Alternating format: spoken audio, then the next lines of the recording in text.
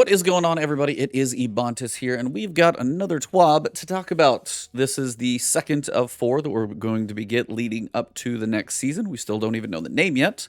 There are suspicions as to what the name is going to be, but if you haven't seen spoilers, that's not my job to spoil stuff for you. You can look that stuff up if you want to. It's been said many places, so if you dig, it's probably not too hard to find. That being said, Season 13 is what we're going to call it. TWAB covers first. Obviously, Hawkmoon is back on the menu.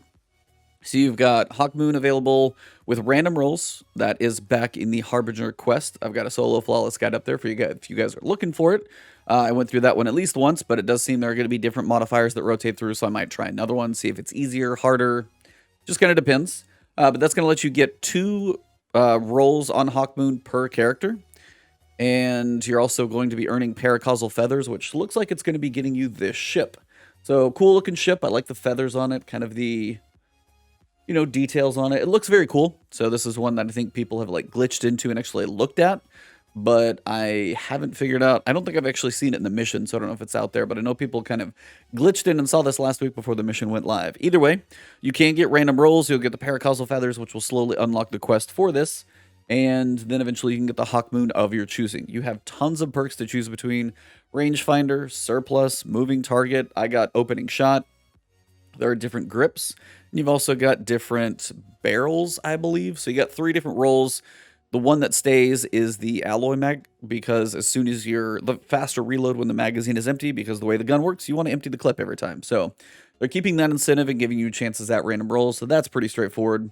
You're also going to be able to get a long sleeve shirt if you finish the catalyst, so definitely check that one out. I really dig the emblem for the Hawkmoon mission and Harbinger and stuff that you can earn, and they just slapped it on a long sleeve shirt. I don't like long sleeve shirts, mostly because I get too hot in the first place.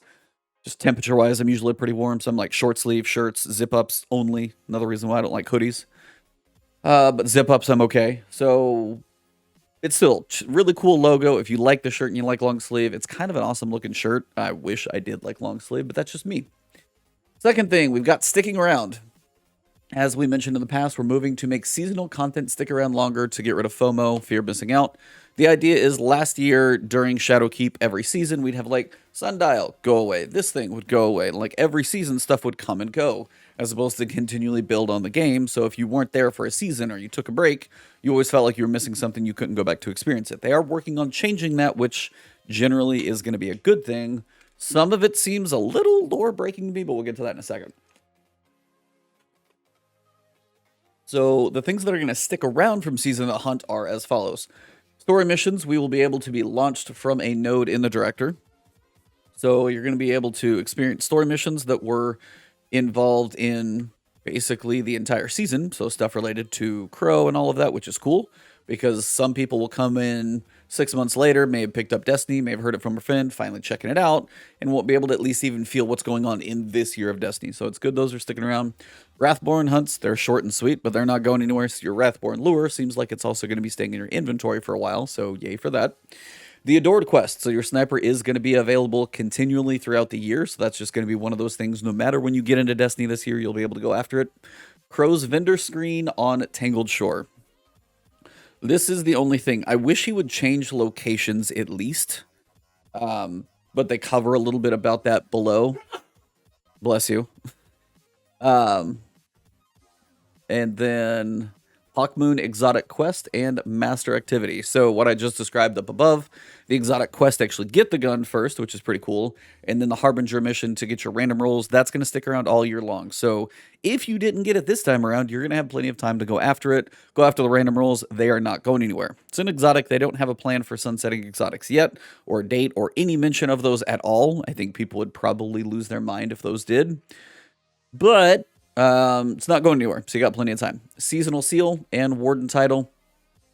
It said the seasonal seal must still be earned by the deadline on the Bungie rewards page. Due to an issue blocking the drive, we will be adjusting this deadline. So I think I'm reading that they're going to adjust the deadline, but watch what the deadline is. If you're trying to get the warden title, I don't think you're going to be able to fudge it too much because the activities probably won't go too much longer.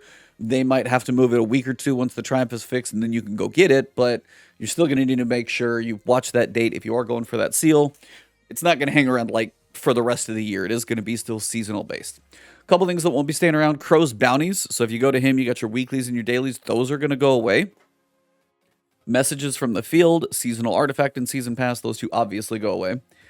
And then they also state shifting to keep more of this content around after the season ended has created some weirdness for Season of the Hunt, which is kind of what I was talking about with Crow, which was initially designed assuming the old season model. So they made some of these shifts like based on the lore in the season, like what's going on in season 12, before they kind of decided to do this shift and evolve and keep stuff around a little bit longer. So the writing isn't quite set up correctly for that. This is why Crow was still hanging around in Spider's Lair right after being unceremoniously kicked out earlier in the season. They don't have a way currently in the game as a place to put him. Now, that may be something that shifts later if his story progresses, and honestly, I'm still hoping that it does. But for the time being, he's still going to be hanging out next to Spider. Whether we freed him or not, that's just where he's at, mostly due to the way they set up the system model, or the seasonal model, and then didn't really have what they wanted to do set up when they were programming, building this stuff. So it's just going to be kind of one of those things that, suspend disbelief for a while. It's going to change hopefully later. We'll see. You might see other anomalies involving Crow in Season 13, as he'll be moving to a new destination while also remaining on the Tangled Shore. So he's in two places at once. Very cool. He's very talented. So it does mean that he's going to move in Season 13, which is good. There's progression there. But if people do want to partake in the old seasonal content related to the lure, I guess they want to keep that screen there. So you can go to the Tangled Shore and visit him. He also may be doing something somewhere else. I think this may lead into whether it be the Cabal, Zavala, Osiris, and the Cabal meeting. We still haven't seen the cinematic that takes place. So there's something that still happens there. And if he's still part of that, then he's going to be moving to somewhere else. We just don't know what. Season 13 should avoid these rough edges as its content has been decided from the outset to remain throughout year 4. So 12 is the kind of hiccup, as it was just kind of, they were making some decisions as things were going. It was just late in the game to make some changes. 13, 14, and 15, the rest of the seasons for this year. We'll see how those go. Next big thing is Umbral Engrams. Now, if you played in Season of Arrivals, these were all over the place and pretty much filling your inventory everywhere. We'll talk about the quantity in a second. But back in 2020, Season of Arrivals introduced a new feature called Umbral Engrams, which allowed Guardians to focus reward types to a type of weapon or armor roles they desired most. The system was well received by the community, so we decided to do a little tuning and bring them back for Season 13. This is kind of standard for them. It takes a full season for the things to get changed, because when they're in Season 12, they're working on 14, or they're working ahead. So what's coming up next is more set in stone and being tweaked and tested, as opposed to being big system changes. So waiting until Season 13 to bring back Arrivals, be like, Arrivals is good, cool. Well, we can't get into 12, that's too soon, so worked for 13. While the new seasonal activity will always provide the fastest path to earning new rewards, we want to ensure that regardless of how you spend your time in Destiny, Umbral Engrams allow you to chase new rewards. Similar to Season of Arrivals, Umbral Engrams will drop from completing a variety of content. We have pared back the number of activities they will drop from, so you can focus on the following activities if you're looking for to farm some Umbral Engrams. And we'll talk about what they are if you guys are newer to the game or, new to Beyond Light. You can get them from Patrol, Strikes, Crucible, Gambit, The Ordeal, which is Nightfalls, Public Events, Blindwell, Nightmare Hunts. Blindwell and Nightmare Hunts are so old, I sometimes forget that they're there. Exo Challenges are cool. Empire Hunts, new seasonal activity, whatever that is. So, note, Umbral Engrams also have a chance to drop from defeating enemies anywhere in the game, so you will still see them just random places all over, but they will be coming from those activities. They had it in Season of Arrivals where it was, I don't know if it was 2 out of 3 Legendary Engrams was an Umbral, but they're going to be kind of a balance. Sometimes you'll just get a basic Legendary, sometimes you'll get an Umbral Engram that you can focus. Gives you a chance where it's not all the time, but some. You may notice fewer Umbral Engrams sitting in your inventory than before. While it was fun to watch Umbral Engrams rain down on players in Season 11, they were almost in an overabundance where you had them all the time. The drop rates were higher than expected, so we are rebalancing the drop rate. It's not bad to have a way to go focus your stuff. Sometimes random, sometimes focused. That's kind of not a bad thing, because you don't always want to go for things you never quite know what you're going to get. But yeah, there was a lot of Umbrals, and you only have a certain number of spaces for those. That was why it was a bigger issue. If you were farming stuff for a little while and getting 20 Umbral Engrams, you were kind of stuffed to the gills of Umbrals, and then you start running out of space. There will be a short quest to show players how to use the Prismatic Recaster, and we'll talk about that in a second. to focus Umbral Engrams. The quest is account-wide, so you only have to do it once. This is always a good thing. This should be like just about everything should be focused. So account-wide quests, generally a good thing, so you don't have to repeat things. I kind of wish the Stasis stuff was that way, but I guess you got experience on your other characters. That's one of the big ones. The Prismatic Recaster. Now, this looks to be set up in a different position. Some people are speculating where this is actually going to be positioned. I heard rumors that it could be in Ada1's previous hangout, where she was part of the Black Armory. She's gone. So it may be just hanging out in the Prismatic Recaster in there. But you're also going to be dealing with the Umbral Decoder. So both pieces are there. Previously, it was through the Drifter because Season of Arrivals, and it was kind of his thing that we worked through. I wonder how they're going to address it story-wise this time. The Prismatic Recaster returns as a kiosk with a capability to charge Umbral Engrams into focused Umbral Engrams, which contain a smaller loot table. Basically, take an engram, and if you want to focus it to... I'm trying to think of a good example. For Season of Arrivals, they had... Say there were 2 weapons of like sharp weapons. There was like a sword and a bow. There was the auto rifle and a submachine. Like, for example, you could take like an engram that normally has like 30 things that could possibly drop from it and narrow it down to like 2. So you can focus your grind a little bit more. We know RNG rolls are hard enough when you're trying to go between 30 different things and armor that half the time you don't care about. So if you are going after specific weapon rolls, this does give you a chance to go for those. Now, does also mean you're probably going to get them quicker, but for some people, at least, like, I want a good, cold denial, wanted that pulse rifle. You could go after it, and you would either get cold denial or something else, but at least 50% chance to start with the right weapon is a lot better than 30 different things to roll from. So the focus is good. If you're going after certain targeted grinds, that's not a bad thing to have.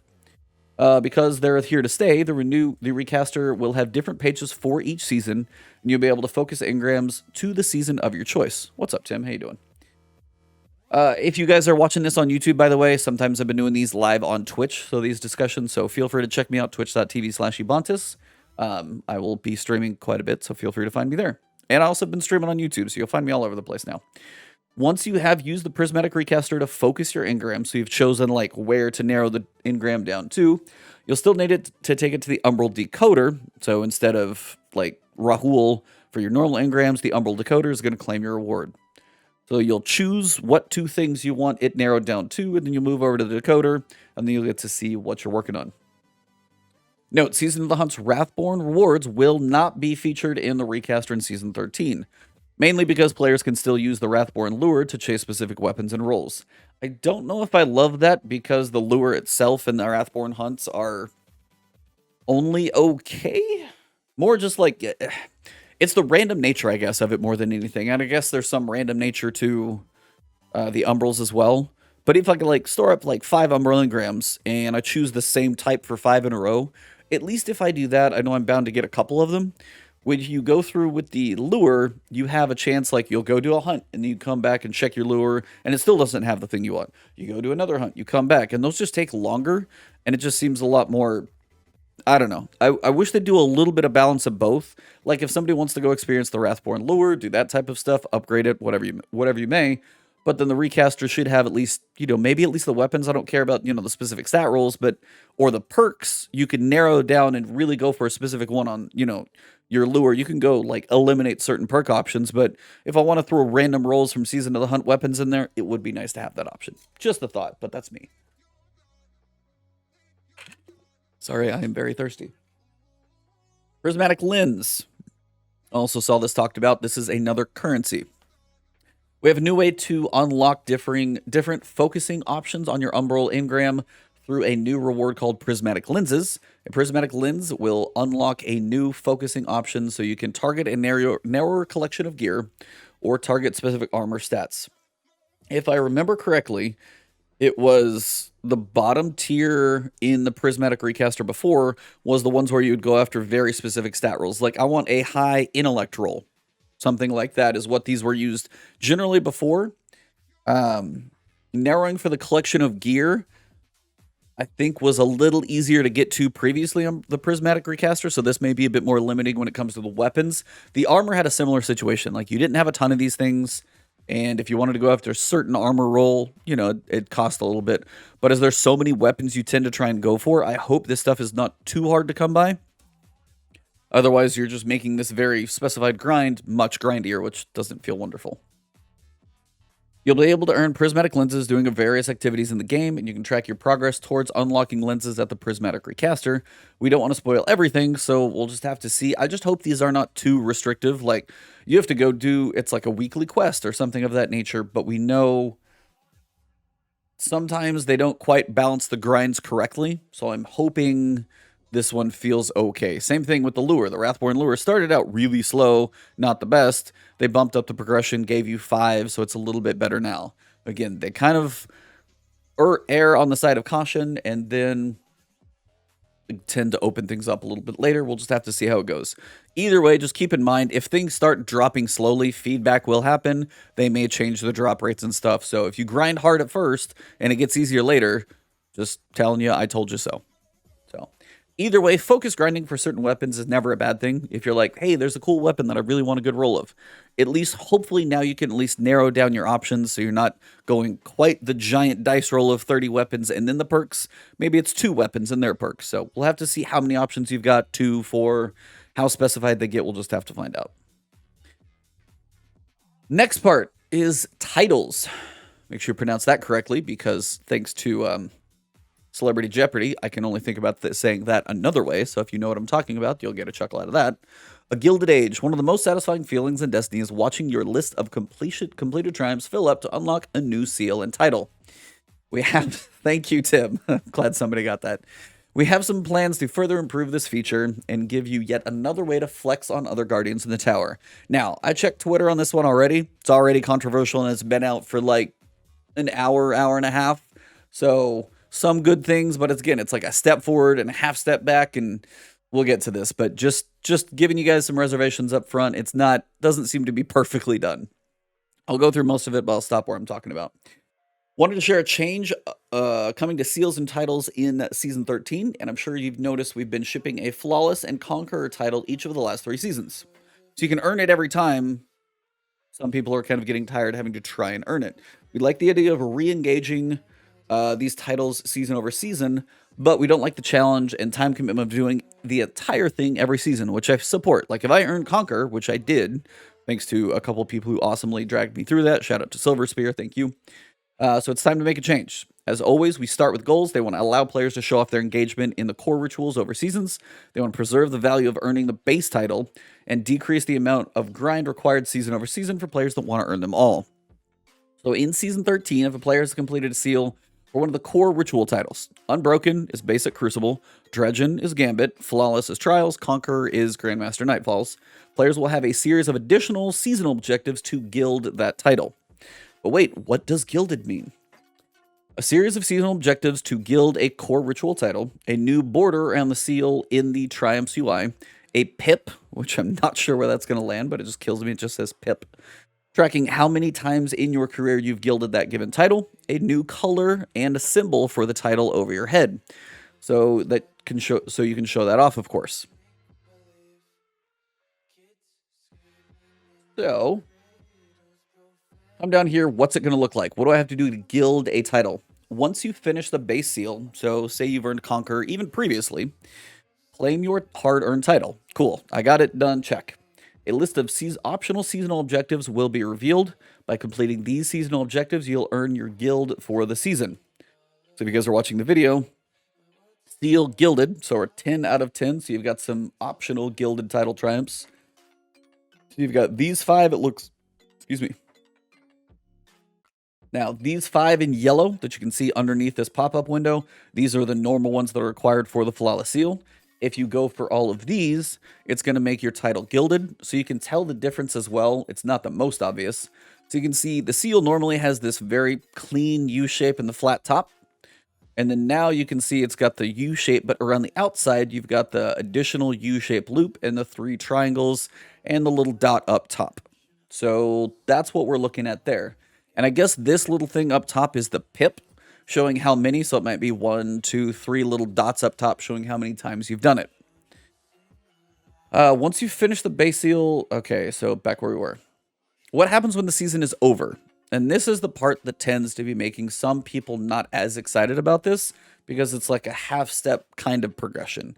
Each season, the optional gilding objectives will reset and may even change to fit the unique experience of any given season. All of the base objectives of the title will be preserved. So like these in yellow are still going to stay. And your title will revert to its typical purple coloring. So your title's still going to be purple. Your nameplate's going to go back to the same. All of that's going to go back to its standard look and feel and color each season. So the titles that will be affected by gilding: Flawless, Conquer, Unbroken, and Dredgen. They said feedback, please, potentially if there's others you're looking for. And that's the main piece. So the thing that is actually what I'm seeing is kind of annoy some people is they would like to, I think, see like the guild around the title, this part around the outside U shape with the little triangle dashes. I think people want that stuff to stay. And in theory, like say you could eventually progress this thing 5 times. I think the thing that bugs people the most is the reset part, because if you get this little unlock here and then it goes away at the end of the season, and I guess you just keep this little tiny little pip, I guess we're just going to use that, up top. So it would be cool to see it start with this U shape with the triangles, and then maybe you do an additional layer on that, and then you start giving it a bit of color, and like to see it continually progress, to show if like you had a picture of a flawless seal that was like covered in rubies and diamonds, and this is just extreme what other games and stuff do, and like silver and gold and platinum and crazy, like you could get to a point where if you've done flawless like 6 times or something, that your seal looked absolutely ridiculously ornate, as opposed to a little boop, boop, boop up top, and that's it. I think that's where some people seem to be asking for, like, because then you go through the reset, you do these objectives, you go to season 14 after 13, and it's going to look like this again. So when you log into season 14, it's going to look like this. And then you got to go through the gilding objectives again, which, you know, your normal ones will be done, but the gilding pieces, you'll have to do them over again. And then you'll just get the same look. So you're going to have this bounce back and forth, flawless, gilded, flawless, flawless, gilded, flawless, flawless, gilded, flawless, without ever showing much progression besides the little dots above. And I know they're trying, some things they might want to do subtle, but I think for the people who do flawless, conquer, if you want to go for dredgen more than once, more power to you, but have fun. I don't know how they're going to redo that one, because I think that's the first time they've even had that one come up more than once. If you love Gambit, though, there you go. But just the little pips, I guess for some people may not be enough. You just have like 6 stars up here. You're like, cool, I've done flawless. Some people might like to see more of an ornate nature to it, and I think that's probably what I'm kind of getting a feel for. My dog came to say hello. She's just below the camera, though, so you guys can't see her. Oh, there's a tail, so you can see the tail. Other than that, they're doing a giveaway in the Bungie store. Water bottle, mask, please wear your masks. A Engram string of lights, which seems kind of cool. And then a very cool collector's edition of Beyond Light with a bunch of autographs on it. Pete Parsons is the CEO. Urk, marketing director. Bungie security. Lots of awesome people on here. Those are the ones I at least recognize. And then other than that, they've just got stuff that's leaving soon. Old Halo stuff from the Bungie servers are going to get cleansed, kind of cleaned out. There's still some known issues they're working on. And then you've got Movie of the Week, Artist of the Week. I love how they're celebrating both of those. And then the final piece is this. So Joe Blackburn, what is this, 2 days ago, basically said, last year I said Destiny's best days are ahead. Seeing what's coming, I believe this more than ever. But we have work to do to get there. 2021 is going to be a little different for Destiny. Taking some time to validate our plans, but expect the State of Destiny 2021 next season. So sometime in Season 13, hopefully early, but they probably don't want to take away the launch of the season, so maybe a week or 2 later, once things have kind of settled, we'll probably see a State of Destiny for 2021. Now, my quick interpretation of this is, seeing what's coming, he believes that Destiny's best days are ahead. Now, we feel like we've probably heard that many times before. He sees stuff that we don't know. Honestly, when it comes to the story, I could 100% believe this, because they planned out Beyond Light, Witch Queen, and Lightfall. There is a very long through line of a story that hopefully we actually get to see some cool connections to. So I believe it when it comes to the best days ahead. There's people also on the other side where they're like, hey, we had this, Vidoc from Destiny when they're like, we're going to see a renewed focus on Crucible, and people are still waiting on that. So it's, a tale of two sides depending on how you're looking at this thing.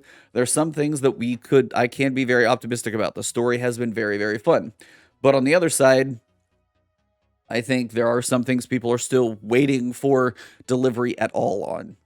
That being said, he's like, but we have work to do to get there. So that being said, don't expect drastic changes to happen instantly because, for one, still working from home, mostly all of them, to my knowledge, and still under a lot of lockdown and working from home. Things are going to take a little time. Delays happen. The world has been a little crazy for a while. 2021 is going to be a little different for Destiny. Now, that's the one that I really have to wonder about. People are not happy with sunsetting. In theory, I liked it, but the way it's being done with reissues and things of that nature, they're building up their rewards team, but again, that takes a lot of things that they probably want to work on are going to take time. I'm hopeful out to like Witch Queen, but like a couple seasons in between, my expectations are much lower. And that's just me personally. If you're new to the game, you've probably got a good amount of stuff to do, but you know, if you would have played before Beyond Light, you would have had a lot more. Either way, the way they say 2021 is going to be a little different for Destiny. Oh, well, hold that thought. That actually took me there. That's the question where I wonder. I wonder if there's going to be delays. I wonder if there's going to be longer seasons. I wonder if Witch Queen is actually going to be maybe bumped to the start of 2022. Because we delayed Beyond Light, and we've still had a somewhat buggy release. There's bugs with most things that keep coming out. So when it comes to a big release like Witch Queen, especially if Joe Blackburn previously said they're working on changing up armor to not just be a stat replacement year over year. A new armor system is going to be pretty substantial if it's like an armor 3.0. But that's going to be a big piece. Going to take some time to work out all the details. My hunch is some longer seasons or delays are most likely possible. Don't expect drastic changes instantly because that stuff, as you can tell from previous discussions, is going to take seasons to get implemented. Because they knew they liked the Prismatic Recaster. They couldn't get it into anything until Season 13. It's a cool way to focus it, but it took it time to get it back. So same thing, if there's things that they did or didn't like right now, Season 14 or 15 is when that stuff might be coming into play. Bigger systems do take larger expansions to put into place as well. So I'm very curious what the state of what this is going to be, and when this comes out, you guys know I'm going to talk you through every point. So that is going to be a long talking head video that you can probably listen to almost like a podcast. I might put it out on the Last Word podcast platform as well when that time comes, because that's probably going to be a good hour to break down all that stuff, at least. But that one has me very intrigued. Excited, unexcited, I don't honestly know where to fall emotionally. At this point, I just want to read it before I kind of decide, because a lot of things seem to be up in the air. There's a lot of changes people are asking for. There's a lot of hope. The game still always has a lot of promise, but generally, at this point, I'm just going to wait, not get too much one way or the other until I know what this means. So that pretty much wraps up the TWAB for this week. Thank you all very much for hanging out and watching this one. If you guys are on Twitch, thank you guys for watching live. If you're watching this on YouTube, find me on twitch.tv/Ebontis. Also on Twitter, it's Ebontis there as well. If you're watching this on YouTube and you enjoyed it, drop a like below, leave a comment if you have any thoughts about all this stuff. Yay, thumbs up, thumbs down. And if you're new to the channel, please hit that subscribe button, the alert bell. Hopefully my new videos will keep coming to you. You guys know I'm going to keep covering Destiny. I'm not going anywhere. Just in between, you know, not grinding Destiny all the time, I'm going to be experimenting with other stuff. I played Miles Morales in literally one day yesterday, which was a really cool experience. I streamed that on YouTube. So overall, thank you guys very much, and I'll see you in the next one.